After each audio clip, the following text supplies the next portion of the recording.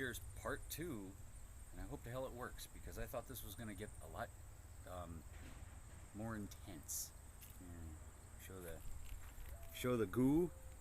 Okay, so this afternoon when I got home, it had been sitting for a while, and so I plugged it back in and left it run, and it's really neat how this like oxide layer something forms on it. They're like bumpy. Yeah, and that's gonna be like I'm assuming that's copper. But then the solution turns, Blue. yeah, blue. So flip this coppery booger off my finger here. I'm gonna try a little experiment with it. I got this great big old steel nail. Steel, yes, I carry a magnet daily. Steel. Okay. And basically all I did was sand that off and wiped it off, and I did not touch it after that because like oils from your skin or anything can block the plating process. So if you're gonna do this on something, Wear gloves. well, wear gloves or wash it off. You can use alcohol, works good, acetone, that kind of stuff. I'm just reconfiguring this hook so that I can just kind of get a good contact there. It's so much easier with like alligator clips or clips like from a small battery charger or something. Hey, I actually made it about the right size. And yes, I intentionally picked this piece so as it will show better when we're done. If I get it in there. There. Now, don't fall over and don't touch the other piece. Get my extension cord over here. You don't have to zoom in on the extension cord, it's not like a feature. There, they're not touching.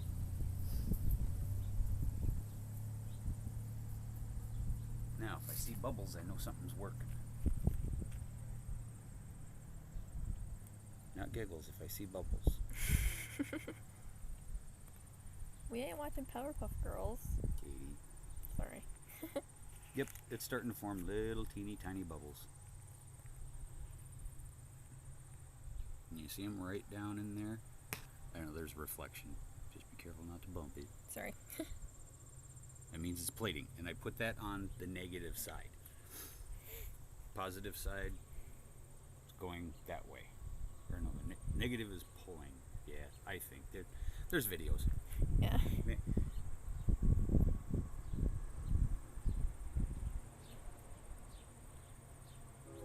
Yep, there it goes.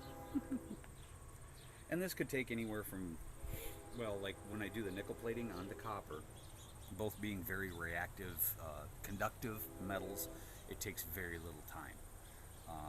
I watched one guy's video where he more or less did the exact same process, but he had like a high-end power box.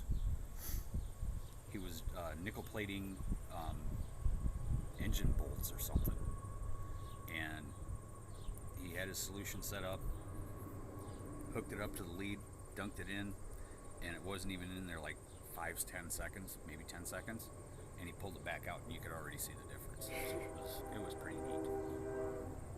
So we'll give this just a minute or two. I'll try to keep yakking as the train rolls by. In other news, let's see, we're grilling tonight. We found some beef ribs. Well, the wife found some beef ribs on clearance at Walmart, so we're having beef tonight. Yay, beef. We're also having what, Katie? I don't know. It's right behind Oh, you. yeah. Corn! Corn on the cob, on the grill. Fresh. Yeah, basically you take a handful of water softener, salt, pellets, whatever, dissolve it in 2-3 gallons of water, stick your dozen ears in there, let them soak for at least an hour, from what I understand. I've had some that I've soaked for like 3 hours, grilled them, and they were just fine. Otherwise, we left them in the bucket overnight. The other half of them in the bucket overnight, and did them the next night. And you grill it, silks and all, and then when you get all done, you take the bottom end of the cob and you cut off just like a half inch or so, and you just squeeze it and pop it off, and just about all the silks, not all of them, but most of the silks come right off with it. For years I'd been sitting there shucking corn, pull all the silks off, pull all the husks back on, wrap it all up, and then try to grill it, and it was a pain in the butt. Yeah. So I like this method. Thanks to my neighbor for telling me about it. So I think that's been, a minute or two. Something I'm like gonna that. take another look at the bubbles. Can you see the bubbles? I can't tell if they can see the bubbles. Yeah, they can see the bubbles. Oh, well, you can see the bubbles. I can see the bubbles through the camera. Oh, and try not to bounce around too much, because I noticed on our last video, and I don't know if it was you, me, or just my stupid phone, but it seemed like about halfway through it got out of sync. So I don't know if it was low quality or I don't know. I try to go as low tech as possible. Oh, can you tell? Okay, so safety first. Let's take a look. Oh, yes. Yeah, you can see it. That's cute. Should we try taking it out in the sun? Uh, If that would make any difference, really? Sure. Now, at this point, it's not a very thick copper plating. Yeah, actually, but since it was down in the oxide, some of it did just wipe off. But it will plate. I've never really done much as far as plating steel. But... Now, which way? Right over this way. There. There you go. It does work, and like I said, as long as you leave it in there long enough, it will build up enough of a layer. Like right there, it's not rubbing off. Down here, it's got that oxided layer. So Yeah.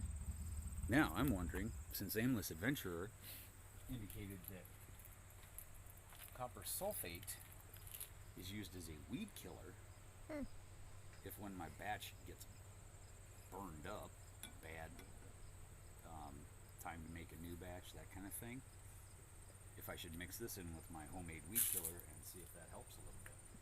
So, food for thought.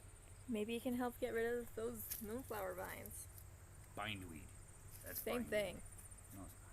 Yes, it is. Not to me. So anyway, there's your little daily dose of science. Maybe tomorrow we might get an update on how the vinegar is progressing. Hello, bee.